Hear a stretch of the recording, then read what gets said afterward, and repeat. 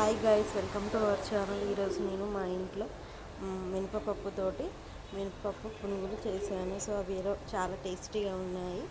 So first మినపప్పు నానబెట్టుకొని మినపప్పు నానబెట్టుకున్న తర్వాత ఒక నైట్ అంతా నానబెట్టాను. మార్నింగే లేచి నేను మినపప్పుని మొత్తం మిక్సీలో పట్టాను. దాంట్లో కరివేపాకు, కొత్తిమీర, ఇంకా సాల్ట్ ఇవన్నీ యాడ్ చేసి మొత్తం చిన్న చిన్న లడ్డూలు చేసి ఆయిల్ని డీప్ ఫ్రైలో వేసి ఇలా వేసాను. ఇలా వేస్తే ఆయిల్ అనేది చక్కగా చాలా డీప్ ఫ్రై అయ్యి ఈ మినపప్పు పునుగులు అనేవి చాలా ఉబ్బుతున్నాయి.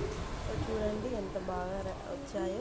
కొంచెం పిండితోటి రెండు కప్పుల పిండితోటి పునుగులు చేశాను. చాలా టేస్టీగా ఉన్నాయి. సో మీరు కూడా ఒకసారి ట్రై చేయండి. Please subscribe my YouTube channel. Please subscribe. మినపప్పు చాలా టేస్టీగా, ఎంతో బాగా, చాలా క్రిస్పీగా ఉన్నాయి. సో దాంట్లోకి టమాటా చట్నీ వేసుకొని తిన్నాము. Thank you.